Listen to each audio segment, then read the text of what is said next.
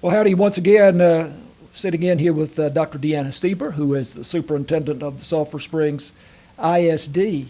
I saw a thing on your Facebook page which is very informative and helps us keep up with what's going on in the Sulphur Springs schools a lot.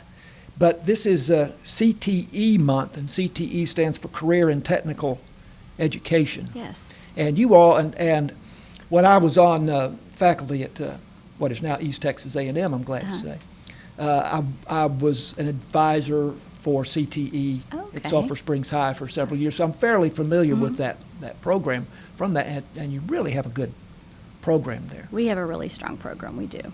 And there is so much emphasis, and it's not to say that a kid who goes through CTE is not going to go to college. Sure. But there is so much emphasis on sending kids to college, and not as much, at least in recent years, in vocational kinds of things. But this is a really strong vocational program. Absolutely, yes. Kind of just tell us a little bit about, give us the overview of that program. Yeah, so we offer 88 different CTE courses at Sulphur Springs High School, and our high school does a phenomenal job with that.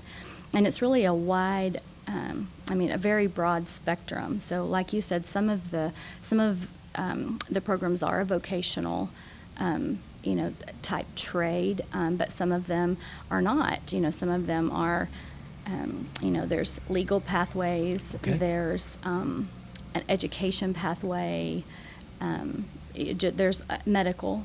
So there's all different pathways within CTE. Yeah, I think of it as I think more of the vocational aspect of it, but as you point out, there are parts of it that would lead a student to a college program as well. You had on the, and you're going, as I understand it, you're going to highlight different young folks who have recently graduated from Sulphur Springs High during the month. But right now you have Jackson Burnett on there as a featured former student. And pretty remarkable. He's a mechanic for Dale Earnhardt Jr.'s NASCAR team. It's a pretty cool job, huh? Pretty cool, yeah. Right, yeah, it's a very cool job. And Angela Grimes does our communications along with Jordan Owens. They do a great job, and just getting information out there and highlighting current and former students.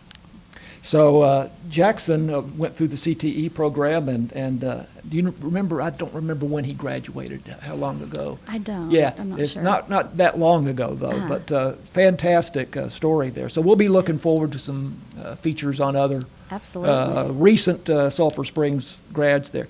Also, February's Black History Month, and you have some observations that take place. Sure. On that. So we're sharing information on our social media. We're also, we have some different things happening at our campuses and lessons, at different grade levels, just highlighting, that history and celebrating that. Let's talk about the construction plans and where you stand with that. Of course, last May, a major bond issue was approved overwhelmingly by the voters. We've seen some dirt moving, but we're getting fairly close now to some major activity. We are. So right now at the first site, which is where Sulphur Springs Elementary School is currently located, most people have probably seen some dirt moving as far as like demolition of the old track and that old field house. But as far as like breaking ground on the new building, we're looking at probably mid-March, maybe late March.